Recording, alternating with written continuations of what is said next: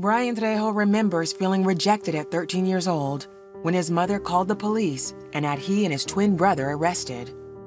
She had recently broken up with their father, and it was her way of disciplining the two unruly teens. I was disobeyed, kind of asking for attention, but not getting the attention we needed. We were feeling like we're last. She's choosing her boyfriends first, so it put us in a place where, well, who does love us? Released from juvenile prison, they found shelter and acceptance among neighborhood troublemakers and started stealing and dealing drugs. So we eventually found the love in the streets, some knuckleheads that were rejected from their household, that they formed their own brotherhood. We robbed people to eat, literally call the pizza man if we're hungry, call the pizza man and we'll get guns and rob, and it started building this lifestyle. If we want it, we'll come together and we'll get it, even if it's the wrong way. It made me feel like this is somewhere where I am wanted. I didn't know it at the time, but they were using us too, because they knew that we would do whatever for the brothers. For the next several years, Bryann was immersed in street life and was in and out of jail.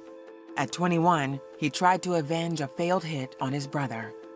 I see the man coming this way and he sees me, and I've been looking for him. And I got a gun on my lap, I'm by myself. I'm pulling up to him, like, man, perfect timing. And he's coming to the car with his friends and they're thinking they're gonna beat me up. And I'm thinking, I got you. And as soon as he came to the thing, I rolled the window down, doom, doom. He's on the floor, he's shaking. I'm shooting this way at them. And I remember pitting off like, yeah, I got you, victory. Bryann was arrested and charged with attempted murder. While awaiting trial, he realized that his so-called friends weren't around anymore. Everyone I thought loved me vanished on me. So I'm like, man, where's my loyalty at? And I remember I had a list of everybody that did me wrong, what I was gonna do to them, man.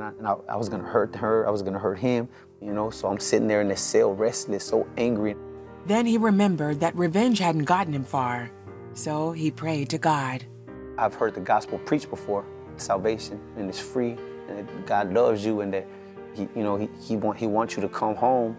I went to a church service that night in jail, right? And everything just came right back.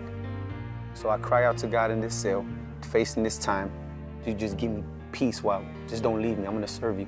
Even if I gotta be in the penitentiary, I'll serve you. And he tells me to start forgiving people. The list I made of people that I wanted to hurt when I got out, I had to start praying over these people instead of sitting there wishing death on them. So it became a prayer list. At trial, Bryann's charges were reduced, and he was released after serving 3 years in prison. It was like, man, this is something unconditional I never experienced before. Just being the type of man I am, and you would still give me help. I was grateful.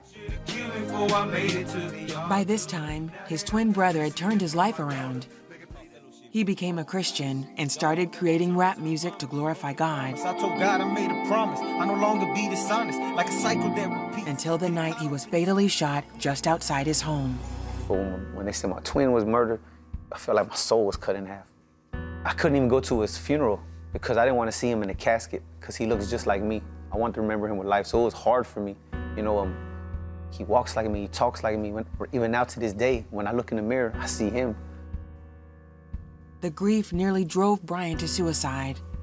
It was then he realized he had never fully surrendered his life to Christ. I still had things I didn't want to let go of, kind of on my terms. I'll change, God, but I just do little by little. And he was telling me, give me everything. And it was, but when my brother was murdered, I gave him everything. My prayer was like, I got lust in my heart, I got greed in my heart, I'm blaming everyone.